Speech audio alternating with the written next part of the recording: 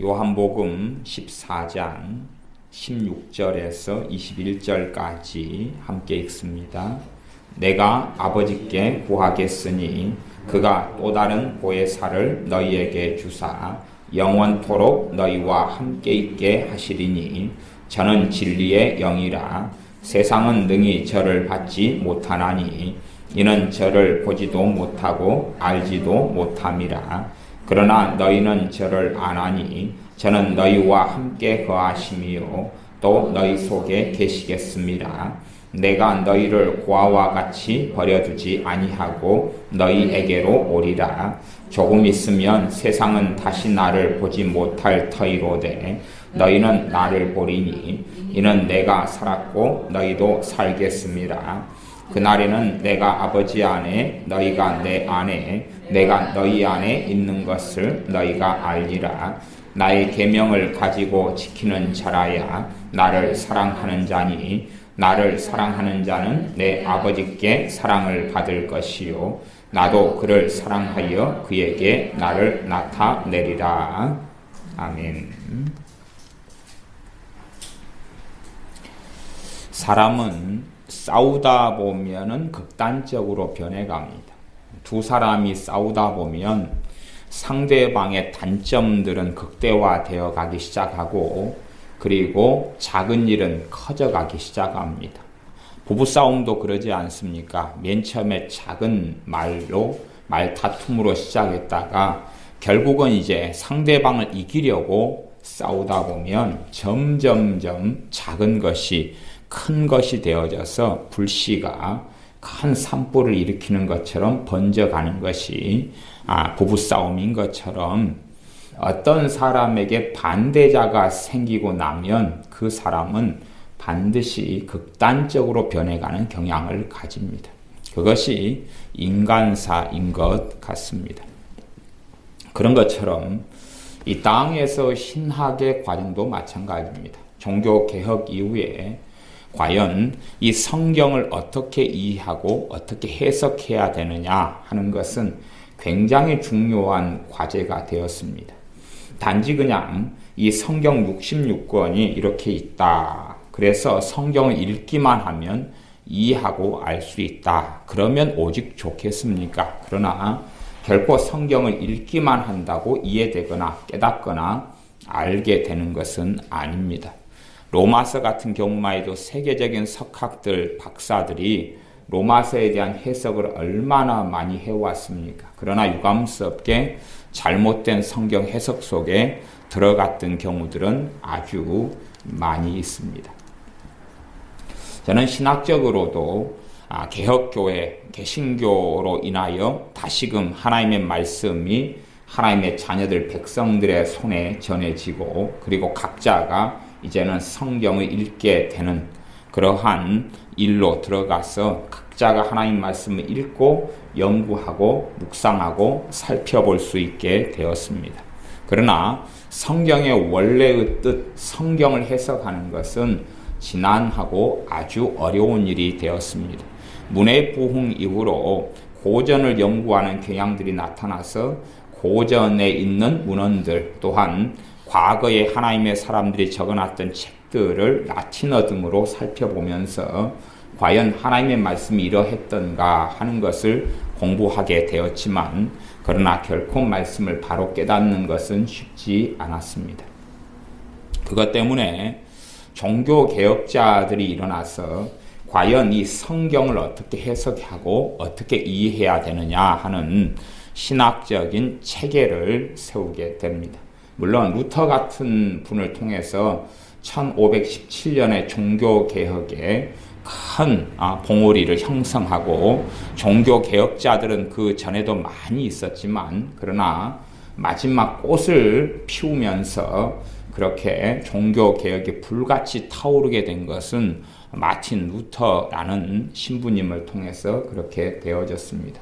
그러나 마틴 루터라는 분을 통해서 가진 신학을 루터주의라 그러거나 루터란이라 그럽니다. 근데 루터 그분이라 할지라도 신학적 경향과 성향은 시간이 흘러가면서 바뀌어져 갔습니다. 말하자면 바뀐 것도 있고 안 바뀐 것도 있고 그렇다 그 말입니다. 또 종교개혁자 중에 찌분길리가 있는데 그런 분 같은 경우도 초기하고 중기하고 후기에 신학적 이해나 견해들이 바뀌어간 것들이 있습니다. 그것처럼 정말로 하나님께 부르심 받아서 하나님 말씀을 증거하는 그렇게 하나님께 크게 쓰임받은 주의 종들이라 할지라도 하나님 말씀을 해석하는 데서 있어서 초기나 중기가 달라졌고 이해가 달라졌고 때로는 다르게 이해하거나 때로는 잘못된 이해로 가기도 했습니다. 성찬식이다 그러면 천주교 같은 경우는 성찬을 하나의 우상 숭배로 만들어서 성찬에서는 화채설을 믿습니다. 화채설이라는 것은 성찬을 할 때에 그 빵과 포도주가 실제적인 예수님의 몸이 된다 하는 것이 화채설입니다. 그래서 성찬을 할 때에 그 빵인 떡, 그것이 예수님의 몸이 되었기 때문에 그 빵 앞에서 경배하고 절하는 것은 지극히 당연하다. 그리고 성찬의 빵을 어떤 신부가 들고 앞서 나가면 다른 사람들은 그것을 따르거나 그 앞에 절하고 경배합니다. 그러한 우상 숭배가 천주교 안의 미사 속에서는 거의 다 횡행하고 가득합니다. 루터 같은 분은 신부님이었고 그 세계 속에 살아오다가 종교개혁을 일으켰지만 성찬에 대한 신학이 천주교하고 아주 흡사했습니다. 그래서 실제적으로 성찬을 할 때에 빵과 포도주가 예수님의 몸으로 변한다라고 그렇게 믿진 않았지만 그가 주장했던 것은 공개설이라고 그 빵과 포도주에 주님의 몸이 임재한다 그렇게 주장했습니다. 빵과 포도주에 주님의 몸이 임재한다. 화채설하고는 좀 다른 것 같지만 한 걸음 깊이 들어가면 유사 화채설이다라고 말할 수밖에 없습니다. 그리고 이제 다른 종교 개혁자들은 영적 임재설이라거나 기념설 이렇게 성찬에 대한 견해들을 달리하게 됩니다. 말하자면 루터 같은 이나 찌분길리나 칼빈이나 이런 종교 개혁자들을 하나님이 다 사용하셨다 그 말입니다. 그래서 이 보통 사람들에게도 복음의 문이 광대하게 열리고 또한 평신도라고 하는 보통 예수님 믿는 사람들 또한 주님을 찾는 사람들에게 성경이 손에 잡히도록 그리고 참으로 하나님의 말씀 중심의 신앙으로 돌아가도록 그렇게 쓰임받은 종교 개혁자들이라 할지라도 성경의 해석에 있어서는 상이점 다른 점들이 나타났다 하는 것입니다. 그래서 루터를 통하여 이루어진 신학을 루터주의라 그럽니다. 그러나 실제적으로는 루터 같은 분은 신학을 집대성하지는 잘 못했습니다. 그래서 루터라는 분은 끊임없이 무엇만 지키려고 애를 썼냐 그러면 믿음으로 구원받는다 하는 이신칭의 교리 그것을 중심으로 지키려고 정말로 애를 쓰는 인생을 살아왔고 그것 때문에 이 다른 말씀들을 약화시켜버리는 그러한 일들이 종종 있어 왔습니다. 하나를 극대화시키다 보면 다른 것들에는 미흡해지고 다른 것들은 무시하게 되기 쉬운 것이 사람의 지각이 되어집니다. 그리고 이제 1500년 초중으로 넘어가면서 루터 이후에 얼마 뒤에 칼빈이라는 하나님의 사람이 일어나서 신학을 집대성하게 됩니다.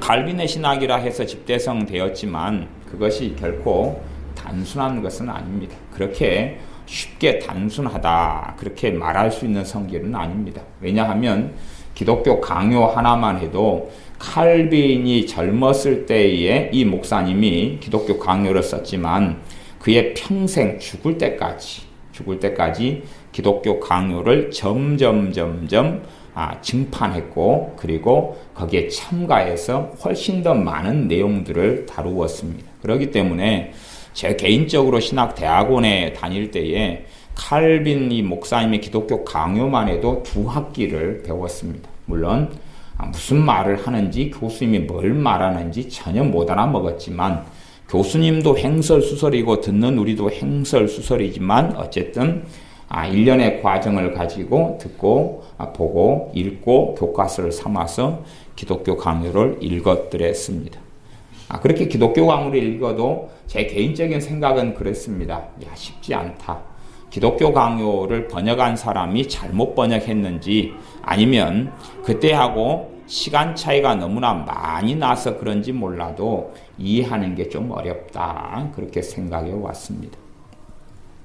저 개인적으로는 칼빈주의 계열의 신학교에서 나왔기 때문에 제가 다녔던 신학교의 교수님들은 대부분 무엇에 사로잡힌 분들이었냐 그러면 칼빈주의 5대 교리에 사로잡힌 분들이셨습니다. 그래서 성경 전체를 무슨 관점으로 봤냐 하면 칼빈주의 5대 교리라는 관점으로 성경을 봤습니다. 그렇게 풀이했고 그렇게 설명했고 그렇게 믿으라고 가르쳤습니다. 제 모교회 같은 경우도 목사님께서 칼빈주의의 5대 교리에 극단적으로 빠지신 목사님이셨습니다. 저는 제 모교회 목사님만 그렇게 빠진 줄 알았다가 시간이 흘러가고 한국의 교회사를 공부하면서 한국에 있는 많은 목사님들이 1900년, 50, 60, 70년, 80년대로 오면서 극단적 칼빈주의, 말하자면 칼빈주의 5대 교리가 칼빈주의, 개혁주의의 신앙의 전체고 중심이다 하는 그런 것에 목회자들과 신학조가 빠져 있다는 것을 배우게 되고 알게 되었습니다. 말하자면 지금의 이제 교회나 신앙에 있어서 핵심적인 문제 중에 하나는 뭐냐 하면 신학이 실종된 교회, 그것이 핵심적인 문제 중에 하나입니다. 교회 안에 교리나 신학이 없어졌다. 교리나 신학이 없어졌다. 그래서 교리나 신학이 다시금 회복돼야 되는 부분이 있습니다. 그러나 사람이 만든 교리라는 것은 그것은 무효한 것이 아니라 유효하고 흠이 있고 문제가 있고 그 가운데 취하고 가져야 될 부분도 있지만은 버려야 될 부분도 있는 것이 그것이 사람이 가지고 있는 신학입니다. 성경 해석을 하는 큰 눈이 두 가지 눈과 관점이 역사적으로 있어 왔는데 그 두 가지를 전통적으로 정통적인 신학이다 그렇게 말합니다. 그 두 가지 흐름, 하나는 칼빈주의 신학의 흐름, 또 하나는 알미니안주의 신학의 흐름, 이 두 가지를 가지고 있습니다.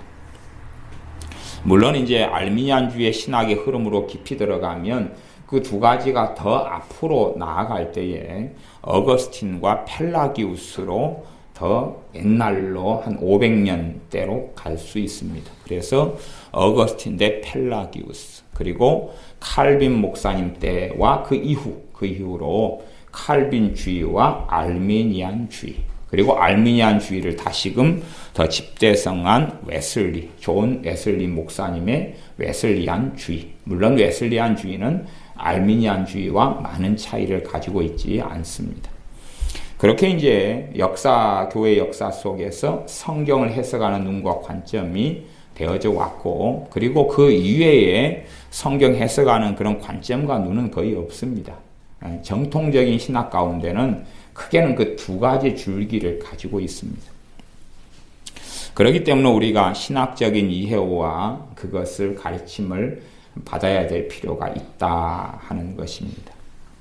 저는 과거에 찰스 핀이라는 미국의 대부흥사, 최초의 부흥사라고 일컬어지면서 대부흥사이고 무수히 많은 사람들을 주님께 인도했던 전도자였던 그분의 책들을 즐겨 읽었던 적들이 있습니다. 특별히 그분의 자서전을 읽을 때에 제가 도전이 됐던 그런 구절이 있었습니다. 아마 그분의 자서전을 읽고 도전을 받았을 때가 제 기억으로는 1994년 정도 되는 것 같습니다. 벌써 한 20년 된 것 같은데, 그때 읽으면서 무엇을 제가 느꼈냐 그러면, 저는 그때는 신학 서적은 별로 안 읽고 신앙 서적은 많이 읽었을 때입니다. 신학 자체를 잘 몰랐고 알아도 피상적으로 알았을 때인데, 찰스 피니 목사님의 그 자서전 가운데 그런 내용이 있었습니다. 대부흥사고 교회에 복음을 전하고 말씀을 전할 때마다 회개가 일어나고 회심이 일어나고 사람들이 주님께 돌아오는 이 놀라운 하나님의 사람인 목사님에게 어떤 이가 질문을 합니다. 설교적인 질문이었습니다. 목사님, 어떤 교회에 가서 말씀을 전하실 때에 그 교회에 도대체 어떤 말씀을 증거하십니까? 그렇게 누가 질문했습니다. 어떤 말씀을 선택하여서 그 교회에 말씀을 전합니까? 저는 그걸 읽을 때 그렇게 생각했습니다. 당연히 성령님의 인도를 받아서 말씀을 전해야지. 성령님께 주신 메시지를 전하는 게 맞습니다. 그런 식의 답변이 나올 줄로 생각했는데 좀 더 그런 객관적으로 찰스 피니 목사님 같은 경우는 그의 답변하였는데 그 답변의 내용이 그렇습니다. 내가 장로교회에 가면 장로교회는 칼빈주의 신학을 가진 교회를 장로교회라 그럽니다. 지금의 통합은 그 길에서 많이 벗어났지만 전통적으로 보수적인 신앙을 지키고 있는 데는 칼빈주의 신학 위에 장로교회를 세웠습니다. 침례교도 그렇습니다. 그렇게 장로교회 교회에 말씀을 전하러 가면 나는 알미니안주의 신학을 바탕으로 한 말씀을 증거합니다. 그렇게 말씀하고 그 다음에 감리교에 가면 감리교는 알미니안 또 나아가 웨슬리안 신학을 가진 교회입니다. 이 존 웨슬리 목사님이 감리교를 세웠지요. 1600년도입니다. 1700년도죠. 1700년도. 그래서 그 이후로 감리교가 세워졌는데 처음에는 이단이다 그렇게 하다가 지금은 당연히 이단이 아니고 전통적인 말씀에 크게 오류가 없고 벗어나지 않는 그러한 교단이나 교파가 되었습니다. 그리고 그 두 가지 줄기가 전 세계 교회에 흘러내려오고 있습니다. 그리고 크게 그것을 벗어나 버린다 그러면 실제로는 이단이다, 사입이다 라고 말할 수밖에 없게 되어집니다. 물론 절대적인 찬성이냐 이 두 개를 조화를 시키느냐 하는 것은 각자의 몫이 되어질 것입니다. 그래서 그분은 이 감리교회의 말씀을 전하게 되어지면 감리교회에서는 장로교 교리에 입각한 말씀, 다시 말하면 칼빈주의 교리에 입각한 말씀을 증거한다. 그렇게 말했던 것이 인상 깊게 남았습니다. 그 이후에 저야 개인적으로 1998년부터 신학을 공부했고 신학에 입문하였습니다.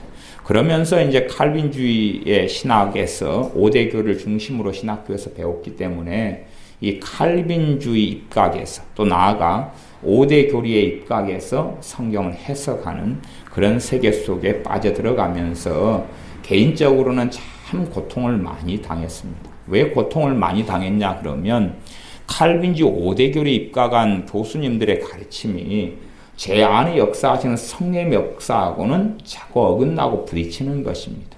자꾸 어긋나고 부딪혀서 저는 개인적으로 칼빈주의 5대 교리를 결국은 부인할 수밖에 없었습니다. 왜냐하면 제 안에 역사하신 성령님께서는 그런 방식의 교리들에 대하여 인정하시지 않는 것입니다. 그래서 저는 그때는 그렇게 생각했습니다. 이 칼빈주의 5대 교리를 가지고 저 개인적으로 한 5년에서 7년 동안 고생을 참 많이 했기 때문에 그래서 이 칼빈주의 5대 교리가 잘못됐다. 그렇게 저는 생각했습니다. 물론 잘못된 부분은 많이 있습니다. 그런데 더 시간이 흘러가면서 저는 그것을 깨닫게 되었습니다. 칼빈주의 5대 교리가 이중예정처럼 선택과 유기처럼 잘못된 부분이 있고 또 극단적 견인교리처럼 잘못된 부분이 있고 나아가서 제한 속죄가 잘못 해석되어지면 복음의 전파를 가로막는 그런 문제들이 필연적으로 나타나는 것을 봅니다. 그러나 더 중요한 문제는 이 칼빈주의 5대 교리라는 것 자체가 칼빈주의의 전체 모습이 아닌데 전체화의 오류를 신학교에서나 교수님들이나 목회자들이 범했다는 문제를 나중에 발견하게 되었고 부분인데 전체화를 시켰다는 이야기죠. 물론 중심이 될 수는 충분히 있다 하는 것입니다. 그러나 칼빈주의 5대 교리 속에서 기도를 다루는 것도 아니고 믿음을 핵심적으로 본질적으로 다루는 것도 아니고 순종을 핵심적으로 다루는 것도 아닌 그러한 하나님의 관점, 하나님의 주권이나 예정의 관점에서 교리를 많이 다루는 것이기 때문에 문제들은 필연적으로 일어날 수밖에 없었습니다. 더 큰 문제는 그거였던 거죠. 기도가 없는 교수님, 말씀 충만, 성령 충만하지 않는 교수님. 그렇기 때문에 하나님의 말씀을 믿음으로 다루지 아니하고 하나의 지식과 신학, 정보로 다루었기 때문에 사실은 어떤 바른 말씀이라 할지라도 그것을 남용하고 오용하면서 잘못 전달해버리고 말았다 하는 문제. 그것을 나중에야 발견하게 되었습니다. 찰스 피니 목사님 같은 경우는 그래서 그 양반은 칼빈주의자였는데 그 양반의 그러한 견해 때문에 그는 결국은 어떤 사람으로 분류가 되냐 하면 알미니안주의적 칼빈주의자다 이렇게 분류되는 분이 되고 맙니다. 말하자면 알미니안주의를 칼빈주의에 접목시켰다. 결론은 칼빈주의자인데 알미니안적 칼빈주의자다.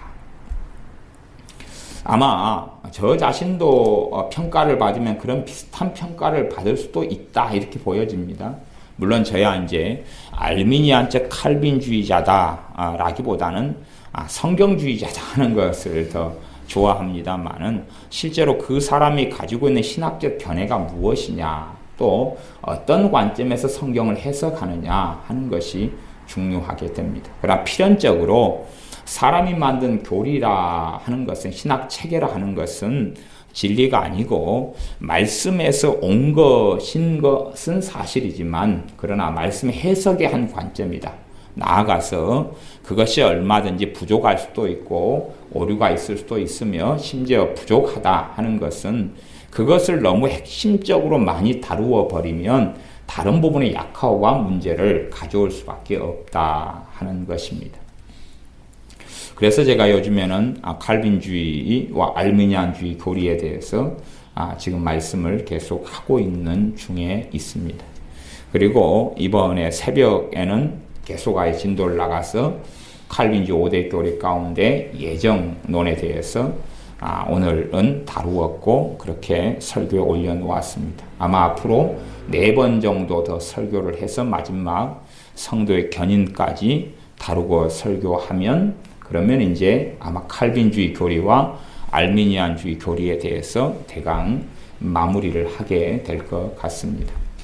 그러면 오늘 말씀 같은 경우는 14장, 요한복음 14장 16절에서 21절까지 말씀을 제가 선택하였는데 이 말씀에는 크게 2가지 교리들이 다 나타나고 있습니다.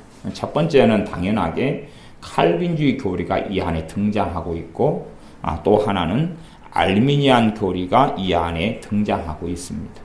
그러니까 눈이 열려 있다면 이 2가지가 다 이 안에 공존하고 있다는 것을 발견할 수밖에 없습니다. 실제로 칼빈주의다 어떤 사람이 주장하고 그렇게 말하지만 칼빈주의 교리에 대해서 제대로 알지 못하고 나는 칼빈주의다라고 주장하는 장로교 목사님들은 아주 많습니다. 또 나아가서 나는 알미니안주의다라고 하는 감리교 목사님들이 있지만 그러나 실제로 알미니안주의가 뭘 이야기하는지 제대로 알지도 못하고 배우지도 못한 상태에서 나는 감리교고 나는 알미니안주의, 웨슬리안주의를 믿는다 하는 일들이 비일비재합니다. 오히려 칼빈주의라고 믿는 사람들보다 더 심각한 것은 감리교에 소속돼 있고 감리교에서 성결교가 나옵니다. 성결교에 소속돼 있으면서도 정말로 알미니안주의 신학, 웨슬리안 신학이 무엇인지를 모른다 하는 것입니다. 모르고 피상적으로 이해하는 가운데 그런 가운데 나는 이걸 믿는다 하는 식으로 흘러가 버리고 맙니다. 성도의 견인교리 가지고 이야기한다면 그렇습니다. 칼빈주의 같은 경우는 성도의 견인교리에서 그렇게 설명합니다. 구원의 시작도 하나님이고 구원을 이루시는 분도 하나님이다. 그러면서 하나님께서 선택한 사람들을 끝까지 붙잡으셔서 그가 죄로 인하여 넘어지고 쓰러지는 건 필연적으로 있지만 그 죄 가운데 일으켜 주셔서 그가 끝까지 인내함으로 믿음에 이르고 구원에 이를 수 있도록 하나님께서 그를 보호하셔서 하나님의 나라에 들어가게 하신다. 그것이 성도의 견인에 대한 칼빈주의 교리입니다. 말하자면 하나님께서 하나님의 택한 자녀들을 끝까지 붙드셔서 하나님의 나라에 타락하지 않고 주님을 떠나지 않고 들어가게 하신다 하는 것입니다. 그러면 알미니안주의 교리에서는 성도의 견인에 대해서 그렇게 이야기합니다. 내가 믿음을 지켜야 될 책임은 나한테 있다. 말하자면 하나님께서는 내 자유의지에 개입하지 않으신다. 그렇기 때문에 내가 선택함으로 하나님에게서 떠날 수 있고 또한 하나님에게 붙어 있을 수 있다. 주님에게 붙어 있을 수 있고 떠날 수도 있다. 그러므로 끝까지 내가 가봐야지만이 내가 택자가 될 것인지 불택자가 될 것인지 알 수 있다 하는 것입니다. 그래서 알미니안주의에서 선택 교리로 가면 알미니안주의는 선택을 두 가지 선택을 이야기합니다. 이게 사람들이 참 몰라요. 내용에 대해서. 알미니안주의의 선택은 두 가지 선택이에요. 하나는 불확실한 선택. 그것이 하나. 말하자면 예지예정인데 누가 예수님을 믿고 순종할 것을 미리 하나님이 보신 다음에 그를 선택했는데 그 선택은 불확실하고 모호한 선택이다. 그렇게 말하는 선택. 그 다음에 결정적이고 최종적인 선택. 이렇게 두 가지가 나눠집니다. 결정적이고 최종적인 선택이라는 것은 그가 끝까지 배신하지 않고 믿음을 지키고 순종하고 거룩함에 이르른 다음에서야 하나님께서는 그를 결정적인 선택을 하신다 하는 것입니다. 알곡과 가라지로 나누는 결정적인 선택을 하신다. 그렇기 때문에 알미니안주의, 웨슬리안주의에서는 이 선택에 대한 교리가 하나님의 선택에 대해서 두 가지로 그냥 설명합니다. 그렇기 때문에 필연적으로 알미니안주의에서는 구원의 확신이라는 교리를 인정하지 않고 반대합니다. 왜냐하면 너가 끝까지 살아봐야 아는데 구원의 확신을 가진다면 안 된다. 그렇기 때문에 구원의 확신에 대해서는 오히려 의심해 보아야 된다 하는 것이 알미니안주의고, 알미니우스 교수를 통하여서 알미니안주의가 태동하고 만들어졌을 때에 알미니안주의자들을 칼빈주의에 대항해서 말한다 해서 항변론자들이다 그랬는데 그들의 항변서에 기록되어 있는 내용입니다. 그래서 화란교에 제출하면서 알미니안주의가 화란 네덜란드에서 세워지고 만들어져 가고 발전해 왔지요. 그러면서 그 이후에 전 세계에 퍼져 나갔습니다. 그것 자체를 이단이나 잘못됐다라고 보기는 어렵고 균형을 이루어야 한다 하는 것이지요. 균형을 이루어야 한다. 그래서 저는 실제적으로 견인교리다 그러면 실제적으로는 이 믿는 사람들도 당연하게 타락하고 배교하는 것을 성경은 끊임없이 말씀을 합니다. 그런 입장에서 실제적으로는 알미니안에서 말하는 견인의 교리, 견인, 말하자면 견인은 하나님께 달려있는 게 아니라 사람에게 달려있다. 견인은 그가 불신앙하고 하나님에게서 등지고 떠나면 그는 하나님과 영원히, 주님과 영원히 상관없는 사람이 된다. 그것이 알미니안과 웨슬리안의 견인의 교리입니다. 말하자면 구원받는 것도 사람에게 달려있고, 왜냐하면 하나님께서 구원을 주시더라도 사람이 거절해버리면 못 받는 것이니까. 그런 입장에서 믿음을 강조하고 순종을 강조하고 성화되는 삶, 성결한 삶을 강조하는 것이 알미니안주의의 장점이 되어집니다. 거꾸로 칼빈주의는 구원을 이루시는 분, 행하시는 분이 하나님이시다 하는 관점입니다. 물론 성경은 둘 다가 나와 있습니다. 그래서 둘 다가 나와 있는데 칼빈주의가 먼저 네덜란드 화란 교회를 소위 말하면 장악을 하게 됩니다. 왜 그러냐 그러면 네덜란드 독립운동을 할 때에 개혁교회가 앞장서고 개혁파가 앞장서서 네덜란드가 독립하도록 도왔습니다. 그래서 독립이 이루어진 다음엔 당연히 독립의 중요한 일을, 결정적인 일을 했던 개혁교회에 그 중요한 자리를 내어주게 되었고, 화란 네덜란드 교회, 네덜란드라는 국가에서는 개혁신앙이 중심을 이루게 되었습니다. 거기에 이제 칼빈주의자였던 알미니우스 교수님이 젊은 나이에 목사 안수를 받고, 그리고 43살이 된 다음에는 유명한 개혁주의 신학대학교의 교수가 됩니다. 그리고 교수가 되면서 어떤 계기와 일을 만나서 그가 칼빈주의 신학으로 인하여 그가 박사를 받고 교수가 되었는데, 자기가 박사 받았고 교수로 썼던 논문이나 그런 것과는 성경을 읽고 어떤 일을 겪으면서 그에 대해서 부정하거나 수정하게 되는 그런 방향 전환을 이루게 됩니다. 그렇게 43살부터 49살까지 방향 전환을 하면서 개혁교회, 화란에 있는 개혁교회와 싸우게 되죠. 변증하게 되고 칼빈주의의 부족한 점들을 지적하고 이야기하게 됩니다. 그런 과정을 거치다가 49살에 일찍 죽습니다. 그리고 그의 친구와 그의 가르침을 받는 사람들이 이제 알미니안주의를 형성하게 되고, 이 화란 네덜란드의 개혁교회, 칼빈주의 교회가 중심을 이루었던 곳에 항변서를 제출하게 됩니다. 지금 칼빈주의에서 가리키는 것, 그런 성경 해석에 있어서 오류도 있고 수정해야 될 것들이 있다라고 제출하게 됩니다. 그래서 제가 아까 이 알미니안주의에서는 구원의 확신을 반대한다 그랬습니다. 왜냐하면 죽어봐야 아는데, 끝까지 살다가 끝나봐야 아는데 누가 나는 구원받았다 확신한다는 것은 오류가 있고 문제가 있기 때문에 구원의 확신을 가진 사람은 오히려 의심해 봐야 된다 하는 것입니다. 그래서 그런 부분에서 서로 간에 장점이 있고 단점이 있고, 나아가서 구원의 확신을 의심해 봐야 한다는 것은 저는 또 심각한 알미니안주의의 오류다 이렇게 봅니다. 그래서 하나님의 관점하고 사람의 관점, 나아가서 구원의 확신을 의심해야 된다 하는 메시지가 필요한 사람들이 있어요. 그렇죠? 누구에게 필요하겠습니까? 자기는 믿는다고 그러지만 종교인들, 나는 예수님 믿기 때문에 예수님의 뜻과 말씀하고는 아무 상관없이 나는 구원받았으니까 나는 내 길로 가겠다.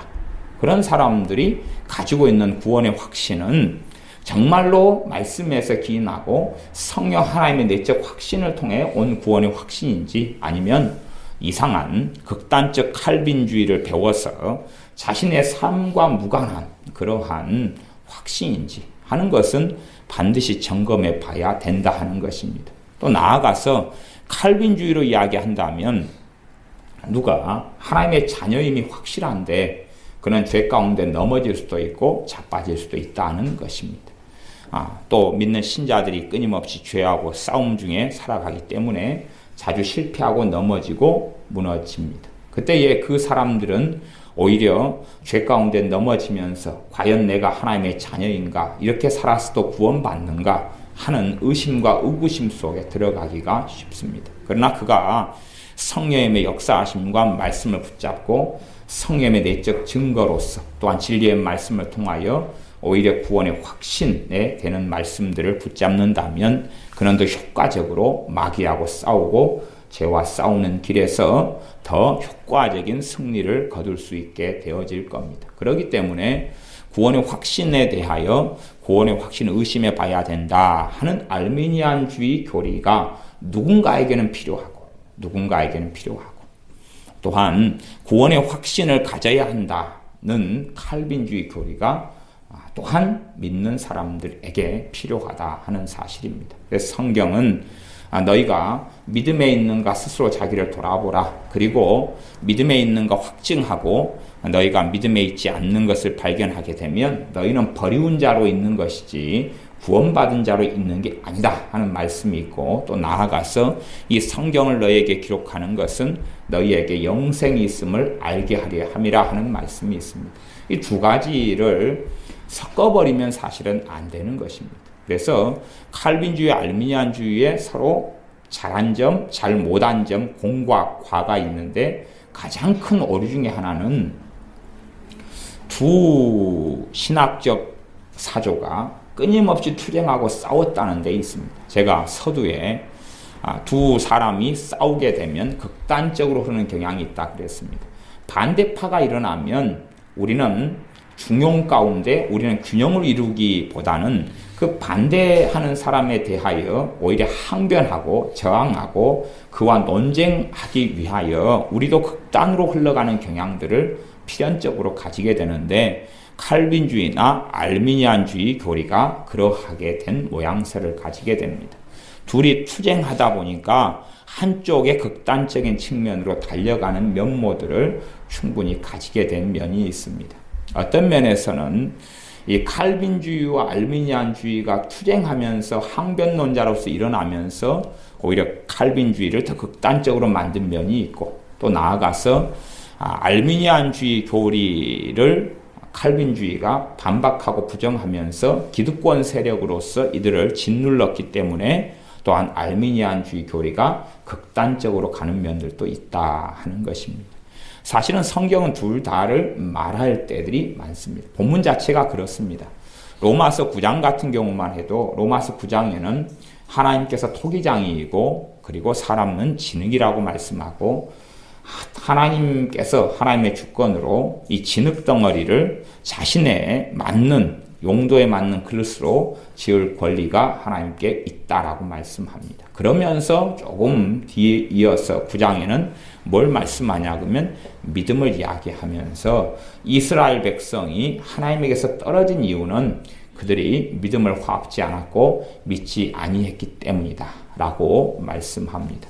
그러니 그들이 믿지 않았기 때문이다 하는 것은 알미니안주의에서 말하는 핵심이고 또한 하나님이 토기장이고 진흙을 하나님께서 진노의 그릇을 긍휼의 그릇으로 만들 수가 있다 하는 것은 칼빈주의의 핵심입니다. 그런데 이 두 가지가 서로 싸움을 하고 있는 게 아니라 한 본문 속에서 함께 등장했다 하는 것입니다. 그런 부분에서 칼빈주의, 알미니안주의의 극단성을 통하여 오류가 가진 부분들과 서로 다른 측면들을 성경이 다루고 있는 것을 같은 자리에서 비교해버린 오류가 충분히 있다라고 말할 수밖에 없습니다.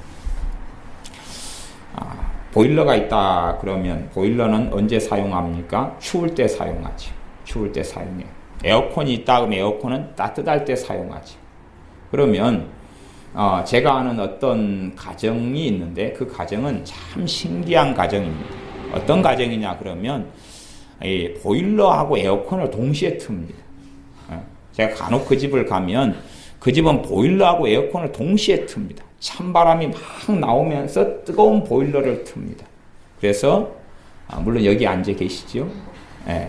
그래서 그 가정에 갈 때는 참 이게 복잡합니다. 어느 장단에 맞추어서 춤을 출지 모르죠. 바닥은 뜨끈뜨끈한데 위에서는 찬바람이 쌩쌩쌩 나옵니다.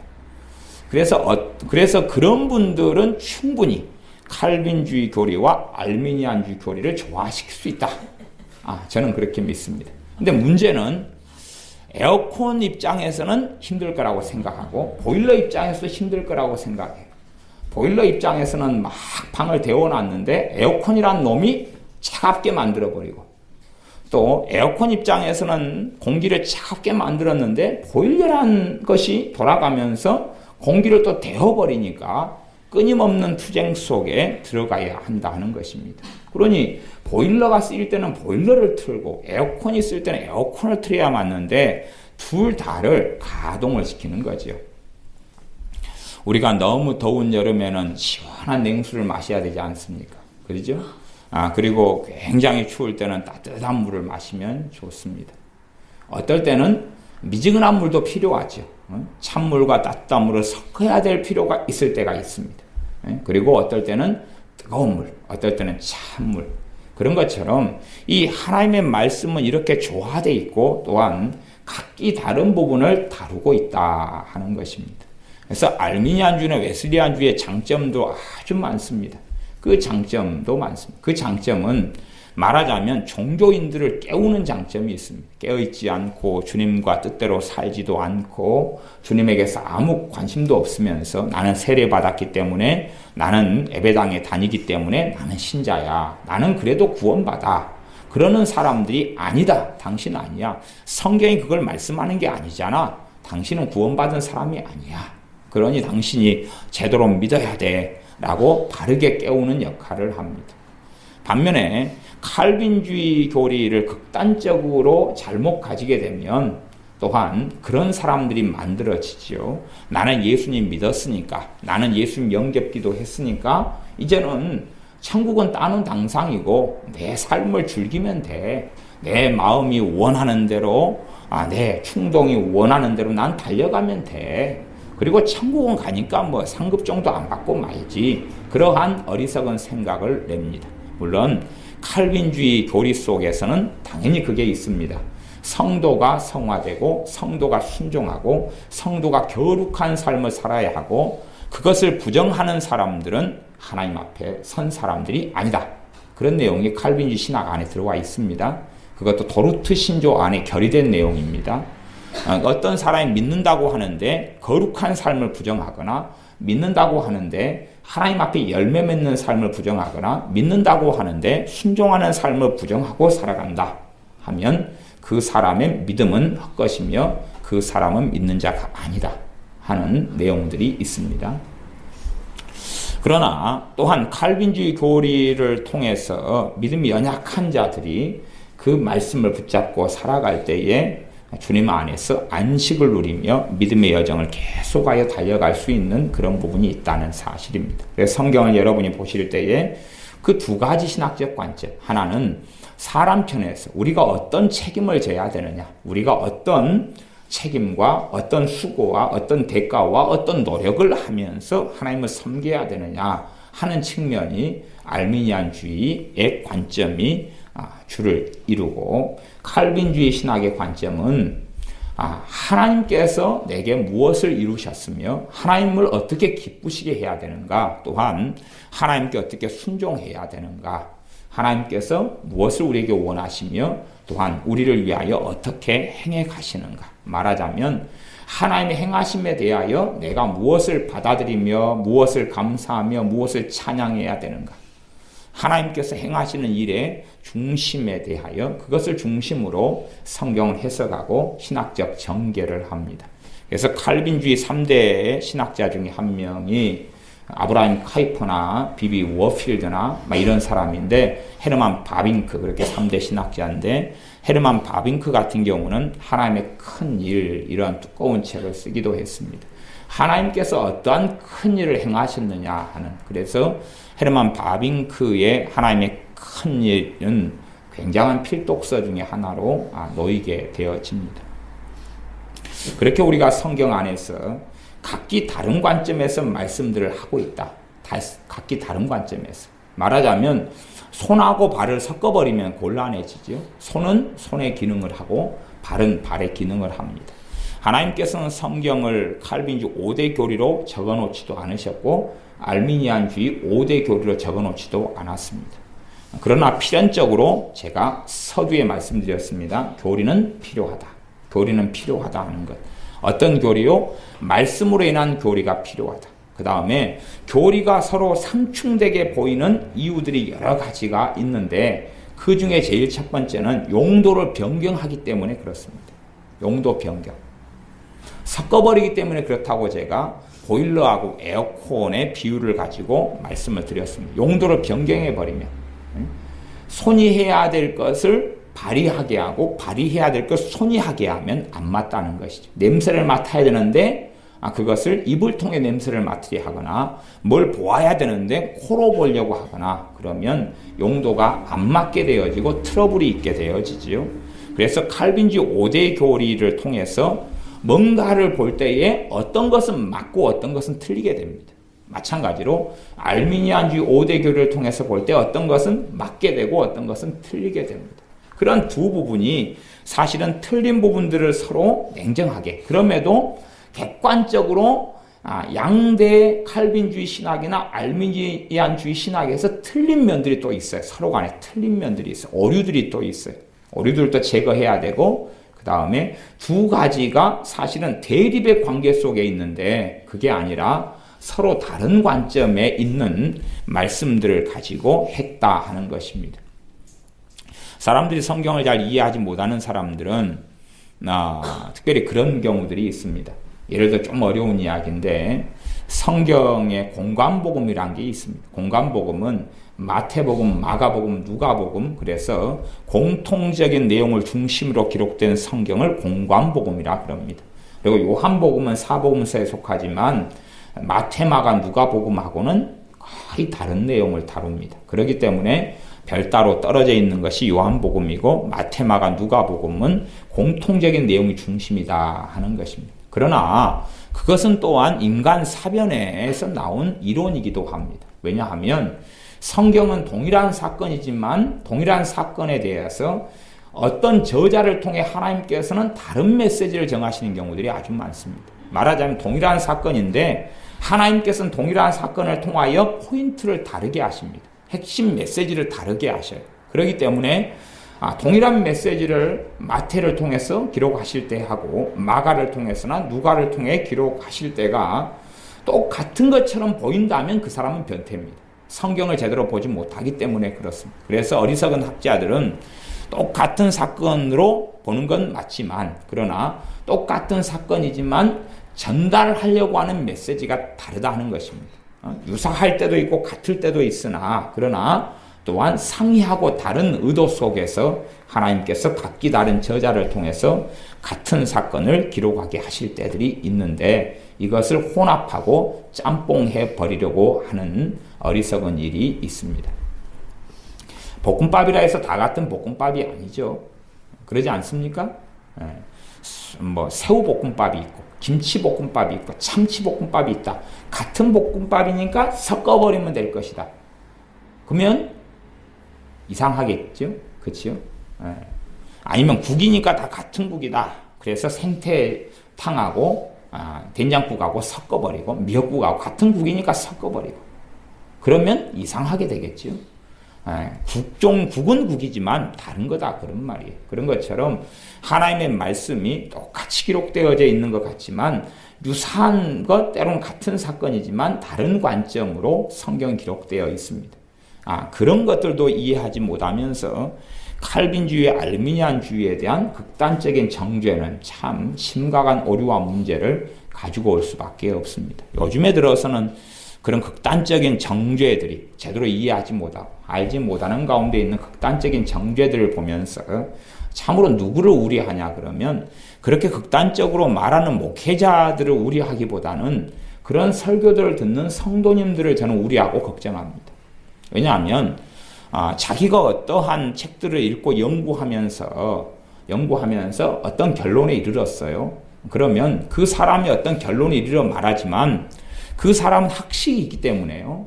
내년 되면 거기에 또 다른 지식과 또 다른 지혜를 얻으면서 견해를 바꿔버립니다. 견해를 바꿔요. 왜냐하면 가진 지식과 지혜가 많기 때문에 내가 이런 지식과 이런 것을 통해서 내가 이런 결론에 이르렀는데 그게 아니더라. 이쪽 결론이 맞았는데 내가 잘못 말했다. 그렇게 이 학자들은 말을 바꿉니다. 왜냐하면 지식이 더할수록 서로 지식이 연결되고 연동되면서 깨닫는 것의 방향이 달라지는 경우들은 너무 자주 일어납니다. 근데 문제는 무식한 사람들은 용감하게 된다는 게 문제입니다. 무식한 사람들이 용감하다. 말하자면 배경도 없고 지식도 없고 지혜도 없는 사람들은 누가 유명하다는 사람들이 또 어떤 목회자가 하는 말을 그대로 다 받아들이고 흡수합니다. 밑도 끝도 없어요. 밑도 끝도 없어. 밑도 끝도 없고 알맹이도 없고 내용도 없이 그냥 겉만 그걸 받아들이고 고지식하게 그것을 믿습니다. 근거가 뭐고 이유가 뭐고 그에 대한 어떠한 지식들이 기반돼 가지고 이 결론에 이르렀다는 것 자체가 없고 그냥 결론만 딱 가집니다. 결론만 가져요. 그러니 사실은 그런 극단적인 이야기를 듣는 사람들을 저는 참 불쌍하게 생각합니다. 어떠한 이론 속에서 이유 속에서 그것이 튀어나와야 한다 하는 것인데 그런 것도 없고 배경도 없고 역사성도 없고 과정도 없고 그냥 결론적으로 이야기하는 것을 듣고 그런갑다 하고 배우게 되는 것입니다. 과거에 이 극단적인 칼빈주의에서는 은사 중단론을 주장했습니다. 지금도 극단적 칼빈주의를 믿는 사람은 은사 중단론을 주장하고 있는데 지금은 아주 소수가 되었습니다. 저야 이제 극단적인 칼빈주의 속에 있는 교회 속에서 저는 자랐기 때문에 그러나 그러면서도 은사 중단론을 이야기했지만 저야 일찍부터 방언 은사를 받고 또 기도 생활을 하고 또 어머니나 다 주변의 집사님, 권사님들이 다 방언 기도하고 사셨기 때문에 담임 목사님만 그걸 부정했고 다 은혜 받은 교회는 안 그랬습니다. 그러니 담임 목사님의 목소리가 많이 높여지셔도 힘을 잘 못 쓰셨죠. 나아가서 사모님까지 방언 받고 랄랄라 룰루루 기도하니까 목사님은 꼬리를 내리셨죠. 대신에 그 자기의 은사에 대한 견해는 안 바뀌었을 거라 생각합니다. 아마 지금도 그 목사님은 이제 70이 다 되셨는데 아직도 방언을 못 받으셨을 거예요. 왜냐하면 은사 중단론은 아직도 가지고 있는데 세력이 약해요. 세력이 약해요. 그러니까 표면적으로 하시던 것을 이제 안으로 쭉 좀 내려놨던 그런 경향성이 있습니다. 그러면 어떤 젊은이들은 그 목사님의 영향을 받아서 제 모교회가 전통이 좀 있는 교회이기 때문에 많은 목회자들이 거기에서 일어났습니다. 많은 목회자들, 많은 주의종들을 배출했습니다. 전에 이 지리산 온천인가 어디 무슨 부곡 온천인가에 제 모교회 출신의 목회자들만 모여서 여행을 간 적이 있습니다. 그렇게 여행 갈 정도로 모교회 출신의 목회자들이 많이 있지요. 그런데 모교회 출신의 목사님, 그 목사님을 통해서 은사 중단론을 배운 분들은 그렇게 믿고 있고 그렇게 신학을 했고 그렇게 살고 있다는 이야기입니다. 그러나 실제로 성령의 은사들을 받고 살아가는 사람들은 그 신학 자체를 받아들이지 않기 때문에 오히려 더 객관적이 되어 살아갑니다. 물론 이 모교회 목사님이 신학적 바탕이 있는 가운데서 가르치신 것인지 아닌지는 모르지만 젊은 애들, 철 모르는 애들은 단순히 그 말을 듣고 난 다음에 밑도 끝도 없이 그것만 추구하고 목회의 길을 걷고 목회자가 되어져서 그렇게 살아가는 것을 봅니다. 자기가 성령의 은사들을 받기 전까지는 수정하지 않을 거고 바꾸지 않는 견해를 가지고 쭉 살아간다 하는 것입니다. 그래서 칼빈주의와 알미니안주의의 극단성으로 들어가면 극단적인 사람들은 결론은 한결같이 똑같습니다. 여러분이 잘 이해하지 못하실 텐데요. 극단적인 칼빈주의자는 알미니안주의자나 웨슬리안주의자를 이단이라고 합니다. 그 다음에 극단적인 웨슬리안주의자, 알미니안주의자는 칼빈주의자를 이단이라고 합니다. 그래서 최근에 어떤 좀 큰 교회 목사님이 설교를 몇 달 동안 하면서 칼빈 목사님을 마귀의 자식이다 그러고 칼빈주의자들을 마귀 새끼들이다 그러고 뭐 그런 식의 이제 설교를 몇 달 동안 했던 걸 보게 되고 듣게 됩니다. 그러면서 사실은 정말로 칼빈주의가 뭔지를 아느냐 그럴 때에 저는 그분은 모른다 그렇게 생각합니다. 심지어는 자기가 알고 있는 알미니안주의가 그 교회사나 역사성 속에서 제대로 그가 알고 말하는 것이냐 할 때에 저는 그 양반이 제대로 알지 못한다 라고 말할 수밖에 없는 여러 가지 사항들을 그분의 설교를 통해서 봅니다. 저는 그분의 설교만 해도 제가 일일이 설교를 잘 듣지 않는 형편이지만 듣는 것은 시간이 오래 걸리니까 그 설교 안이 있어서 설교 안을 프린터만 많이 해가지고 이렇게 쌓여 있습니다. 그래서 때가 되면 설교 원고를 읽는 것은 빨리 읽을 수 있기 때문에 제가 좀 많이 읽어봤어요. 설교 원고를. 그러니 그런 가운데 그 양반이 가지고 있는 신학적인 흐름과 방향성이 완전한 알미니안주의는 아니라는 것을 저는 많이 발견했거든요. 근데 그 양반은 자기는 완전한 알미니안주의자라고 이야기하니까 제가 보기에는 신학적 기반이 굉장히 약하구나. 체험적 신앙이 좀 중심이구나 하는 생각을 합니다. 그래서 체험적 신앙이 중심인 사람들은 애언이라든지 은사라든지 막 이런 것을 좀 더 많이 강조하죠. 저도 은사 사역을 하지만 그러나 체험적 신앙이 아니라 말씀에 입각한 신앙 생활을 해야지만이 그 사람이 바른 자리에 서게 됩니다. 그래서 제가 칼빈주의 신학이 맞다, 알미니안주의 신학이 맞다는 게 아니라 말씀에서는 서로 다른 측면들을 다루고 있다 하는 것이에요. 다른 측면들을 다루고 있다. 그래서 이중 예전같이 이제 유기같이 선택과 유기처럼 그렇게 좀 위험하고 잘못된 방향으로 간 교리들이 칼빈주의 가운데 등장하지만 그럼에도 불구하고 이 칼빈주의자였고 신학교 교수님이었던 알미니우스 교수님이란 분이 이 칼빈주의 신학을 접하면서 어떤 말씀을 가지고 비추어 볼 때 부딪히는 부분이 생겼는데 오히려 많은 부분에서 영역 자체를 잘못 짚은 부분이 있다라고 저는 그렇게 생각한다 그 말이죠. 어떤 것은 상보를 해야 되고 어떤 것은 보완을 해야 되고 어떤 것은 지금 이쪽 말씀은 발의 기능을 이야기하는데 칼빈주의 어떤 말씀은 손의 기능을 이야기하고 이건 발의 기능을 이야기하는데 두 개를 비추어 보니까 달리게 하는데 발이 낫다 이거예요.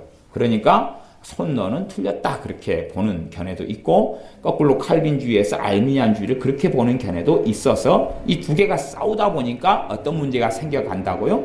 극단적인 면이 생겨간다 하는 것이 극단적인 면이 생겨간다.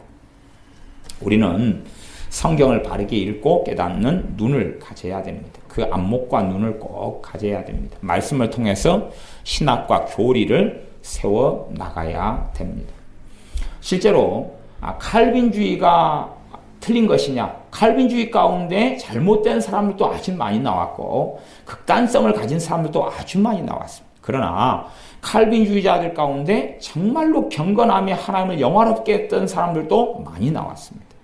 예를 들어 아브라함 카이퍼 같은 사람은 유명한 칼빈주의자인데 수상을 지냈던 사람이고 정말로 깨어있던 성령 충만한 사람입니다. 누구든지 다 알지만 조나단 에드워드 같은 사람은 미국의 대각성을 일으켰고 대부흥을 일으켰던 하나님의 사람인데 칼빈주의자였습니다. 그 이전으로 가면 청교도들은 전부 다 경건성과 깨어있음과 성결한 삶을 정말로 많이 살았다는 것을 역사적으로 다 입증하는데 청교도들은 정말로 칼빈주의자였고 칼빈주의자였습니다.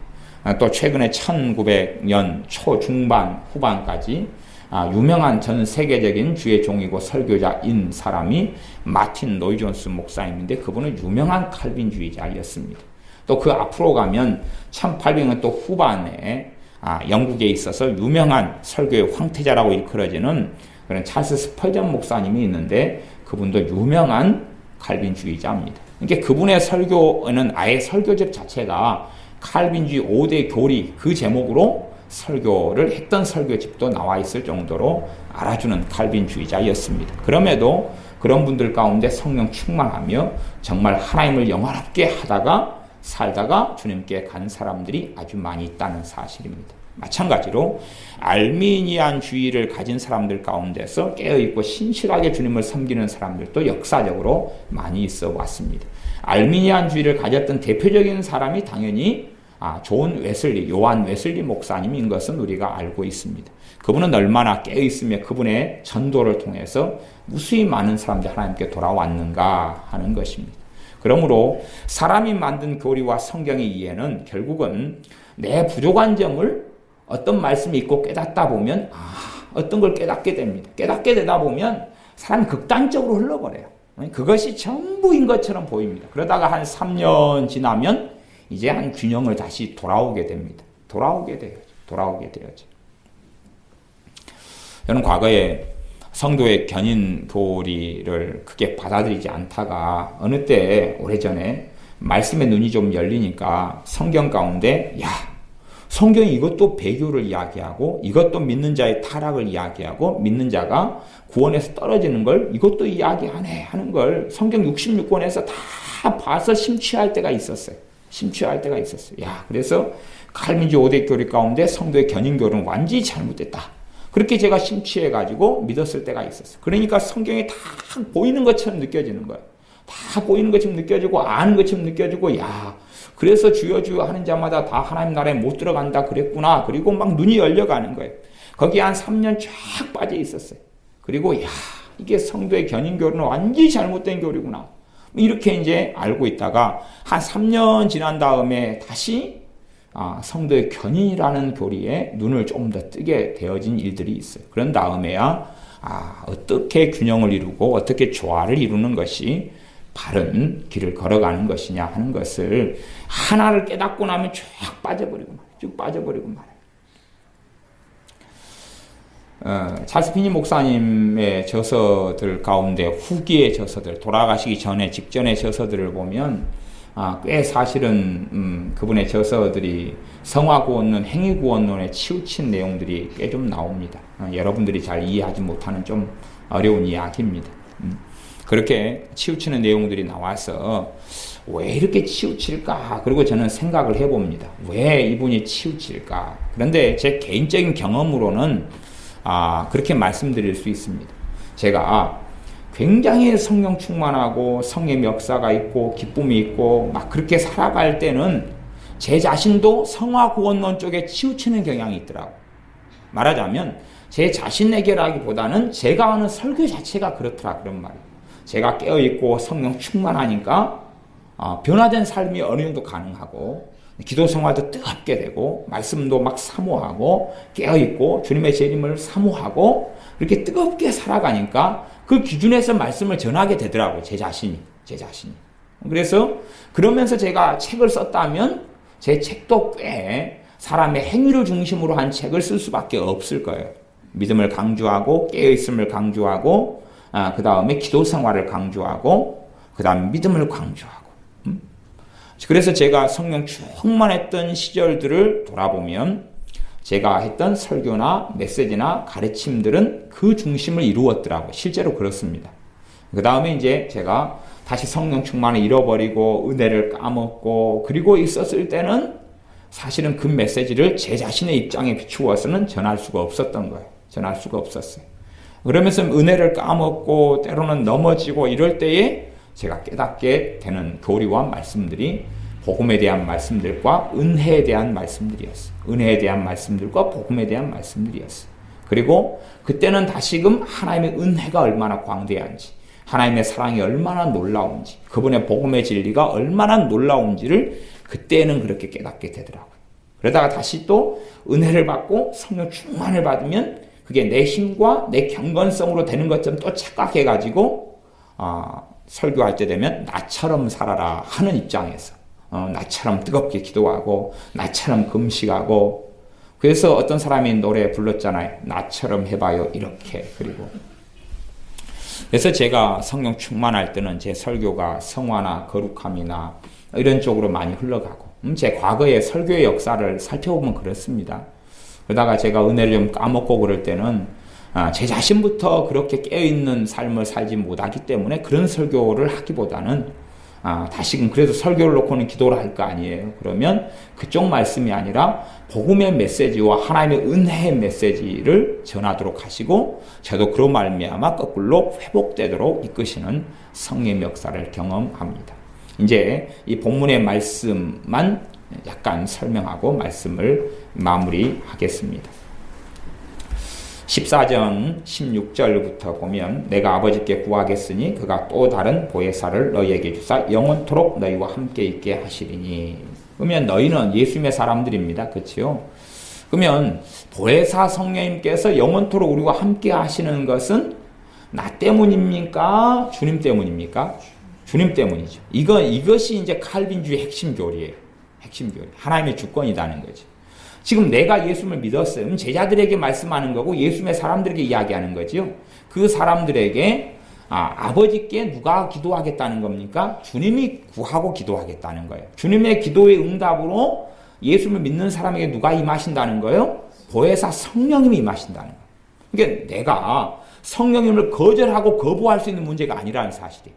이건 신학적으로 칼빈주의 교리로 하면 불가항력적인 은혜예요. 이건 주님이 예수님 믿는 사람을 위해서 기도를 아버지께 해가지고 보혜사 성령님이 영원토록 함께 있게 하시겠다는 거예요. 영원토록 함께 있게 하시겠다. 여기에서 내가 거부해버리면 영원토록 안 있습니다. 이런 식으로 이제 가는 말씀을 들이대버리면 곤란해져 버리는 거예요. 여기서. 그러면은 본질을 흐려버리는 것이. 하나님의 말씀을 흐려버리는 거예요. 그런 부분은 배교와 타락에 대한 본문과 관점에서 다루어야 될 이야기예요. 여기서는 칼빈주의의 신학적 관점에서 다루어야 돼요. 무슨 말이에요? 하나님의 은혜의 관점에서, 하나님의 자비와 긍휼의 관점에서, 하나님의 주권, 모든 것이 하나님의 행하심이라는 관점에서, 또 나아가 우리 주님께 보혜사 성령님을 구하도록 하셨던 분이 누구냐? 할 때 아버지 하나님이시다는 사실입니다.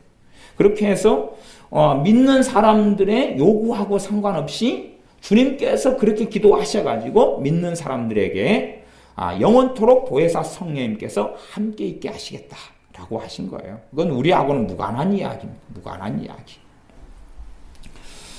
17절 저는 진리의 영이라 세상은 능히 저를 받지 못하나니 이는 저를 보지도 못하고 알지도 못함이라. 그러나 너희는 저를 아나니 저는 너희와 함께 거하시며 또 너희 속에 계시겠습니다. 18절 내가 너희를 고아와 같이 버려두지 아니하고 너희에게로 오리라.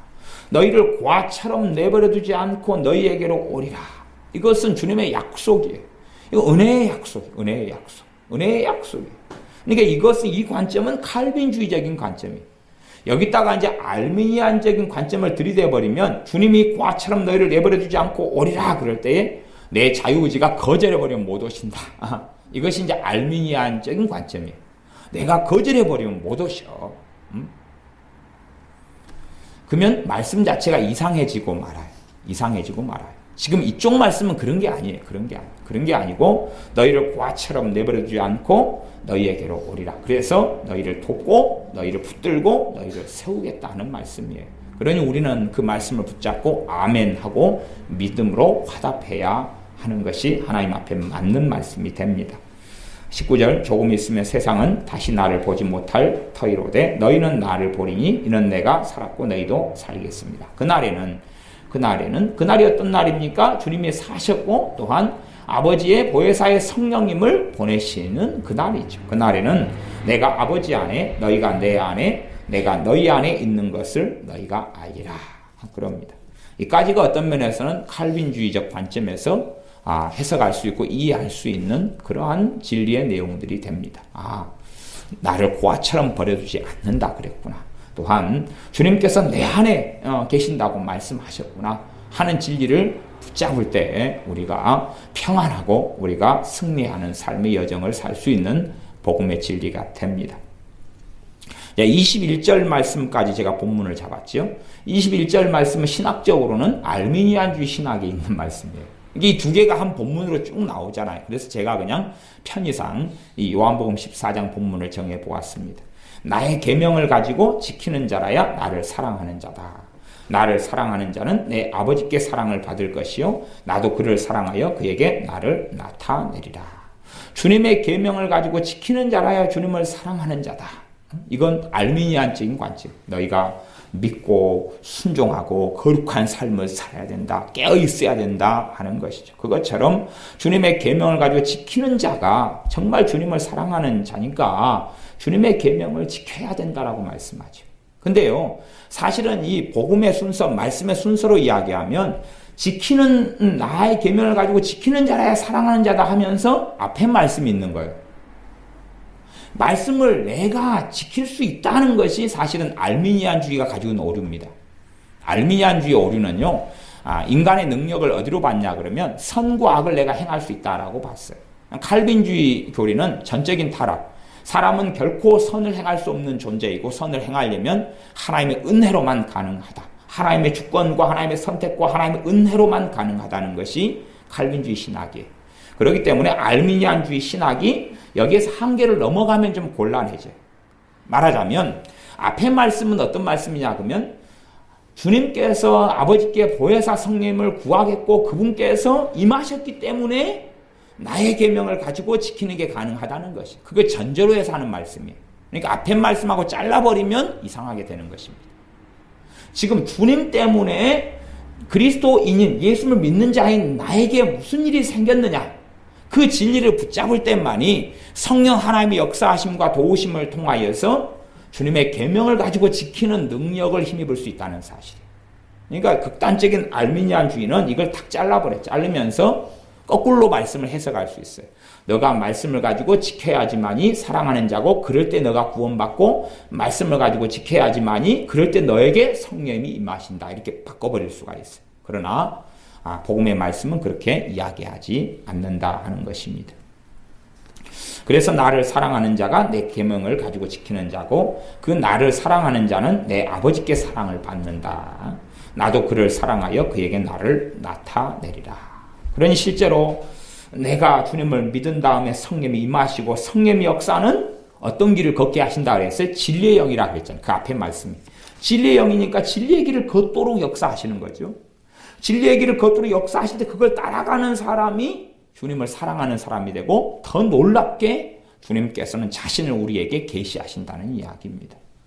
그러니 지극히 당연하게 복음의 내용이 지극히 당연한 복음의 내용인데 두 개를 나누면 앞에는 칼빈주의고 뒤에는 알미니안주의. 그렇게 따지면 저는 그렇게 봅니다. 기초석을 무엇으로 놓고요? 칼빈주의로 놓고 그 위에 알미니안주의를 세워야 돼요. 좀 어려운 이야기를 했습니다. 물론 그 가운데 틀린 신학적인 부분이 양자 간에 존재하고 또한 정말로 귀중한 신학적인 진리들이 양자 간에 존재합니다. 기도하겠습니다. 하나님 말씀을 읽어가면서 우리가 교리를 가지게 하시며 신학을 가지게 하여 주시옵소서. 그러나 어떠한 극단적인 신학의 문제가 아니라 하나님 말씀이 문맥상, 상황상, 바른 말씀 해석상 그 말씀의 관점에서 필요한 신학을 가지게 하시며 그래서 그 신학이 오용되고 남용되는 게 아니라 바른 자리에 꼭 있어야 될 자리에 쓰이게 하여 주시옵소서. 부엌칼이 부엌에 있을 때는 정상적이지만 그것이 교실에서 아이의 손에 붙들린 바 되면 사람을 상해하는 그러한 악의 도구가 될 수밖에 없는 것처럼 자기 자리에 하나님의 말씀과 교리와 신학이 놓여 있을 때에 우리가 말씀을 바르게 해석하고 균형을 이루며 진리의 사람으로 주님과 동행하며 성령의 사람으로 거룩해 된 사람으로 나아갈 수 있을 것이오매 우리가 신학이 없는 신학 실종된 사람이 아니라 교리와 신학을 말씀을 통해 가지고 있되 그 교리와 신학이 꼭 있어야 될 제자리에 있어서 교리를 통하여 말씀을 보기보다 말씀을 통하여 교리와 신학을 형성하고 다시 교리와 신학을 통하여 하나님 말씀이 어느 자리에 쓰여서 그리스도인들의 여정과 믿음의 삶과 또한 불신자들을 구원하는 진리의 복음이 될 것인지를 바르게 깨달아 분별하고 아는 우리가 되게 도와주시옵소서. 예수님의 이름으로 기도하옵나이다. 아멘.